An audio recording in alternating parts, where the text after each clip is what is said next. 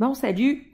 Aujourd'hui, on va faire un problème écrit pour se pratiquer à réduire une expression algébrique quand on utilise l'addition et la soustraction. Donc, Maxime achète un cartable qu'il paie 3x plus 4 $, un agenda à 4x moins 6 $, une boîte de crayon à négatif 2x plus 19 $, une calculatrice à 5x moins 8 $ et des stylos à x plus 23 $. Quelle expression algébrique représente le coût de ces achats? Donc, dans un premier temps, là, je veux juste te dire que ce que tu cherches, c'est une expression algébrique, celle qui représente le coût. Mais une expression algébrique, c'est pas une valeur numérique. Donc, tu n'auras pas un nombre comme réponse. Tu vas avoir probablement des nombres avec des variables, avec encore des additions, soustractions. Donc, ne reste pas surpris de cette réponse-là. Derrière ça, par contre, oui, il va se cacher un nombre, mais c'est pas maintenant que tu vas le trouver. C'est pas ce qu'on te demande. Donc, dans un premier temps, comme je cherche le coût d'achat, au lieu de marquer tout le temps coût d'achat, ben, je vais aller mettre une variable pour le coût d'achat. Donc, par exemple, je vais dire C. Moi, je viens de décider que le coût d'achat, ça correspondrait à la variable C. Fait coût total des achats.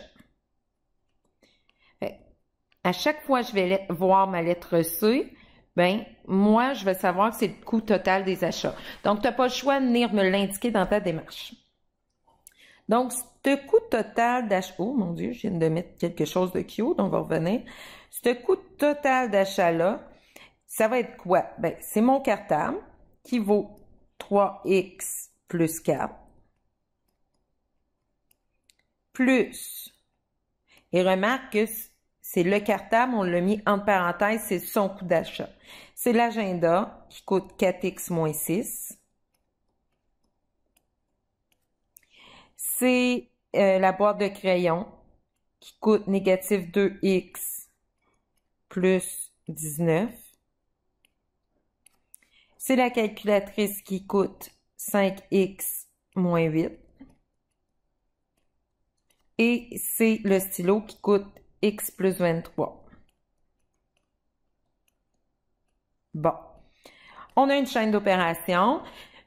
La première chose qu'il faut résoudre, c'est les parenthèses. Là, je vais regarder chacune de mes parenthèses, puis je vais vérifier. Est-ce qu'il y a quelque chose là-dedans qui peut se réduire encore plus? Non, parce que j'ai pas des termes semblables. 3x plus 4, je peux pas additionner ça, là. C'est pas des termes semblables. Donc, mes parenthèses vont pouvoir disparaître, surtout qu'entre chaque parenthèse, c'est un plus. C'est pour ça que je peux toutes les enlever parce que j'ai pas à distribuer le moins, j'ai pas à distribuer un certain nombre, un multiple à l'avant. Donc, je me retrouve avec 3x plus 4. Et là, je vais le plus possible aligner correctement mes chiffres.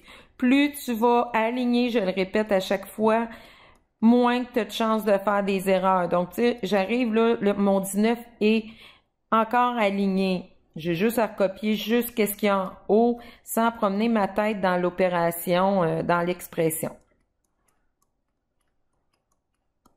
Bon, maintenant que j'ai plus de parenthèses, je peux procéder à mes additions, mais là, on doit faire l'addition de termes semblables. Donc, les termes semblables, c'est relié à la variable et à son exposant. Donc, j'ai 3x dans le premier cas. Il faut que je trouve tous les termes qui ont x seulement comme variable et x à la 1. Là, ce que je vais prendre le temps de faire, c'est d'aller séparer mes termes. Donc, remarque encore, on l'a fait à quelques reprises jusqu'à maintenant, je sépare toujours mes termes juste devant mon addition ou ma soustraction.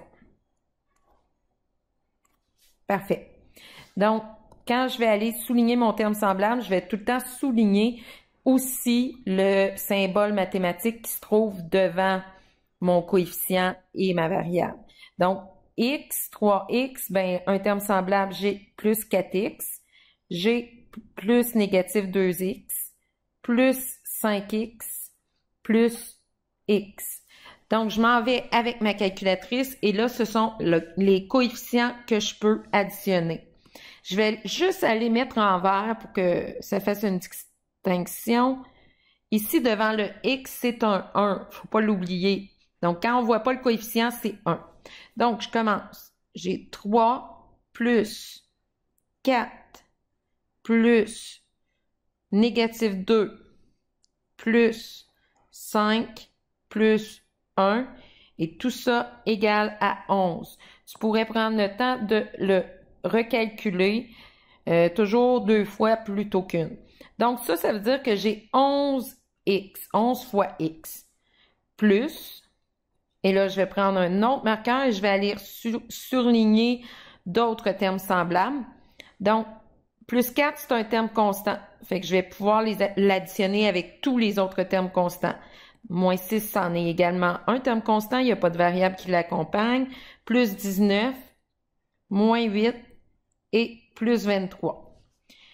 Donc là, c'est facile de faire la bonne addition ou soustraction parce que j'ai surligné aussi l'opération à faire. Donc, je m'en vais faire ça également. Donc, 4 moins 6 plus 19 moins 8 plus 23. Donc là, je viens de faire les termes semblables qui sont verts, est égal à 32. 11x plus 32. Là, c'est impossible de réduire ça davantage parce que j'ai un terme qui est avec des x et j'ai un terme constant. Ce ne sont pas des termes semblables, donc j'ai réduit au maximum. Je vais mettre mes parenthèses parce que ça correspond au coût total et c'est en dollars. Donc voilà, tu as trouvé quel était le coût total. Là, tu vas me dire, j'ai pas un nombre? Non. Mais plus on va avancer dans les problèmes, je pourrais dire quel est le coût si x vaut 2. Pour le moment, il n'y a pas ça. Donc, c'était ça pour réduire une expression algébrique à l'aide de l'addition et la soustraction. Bye!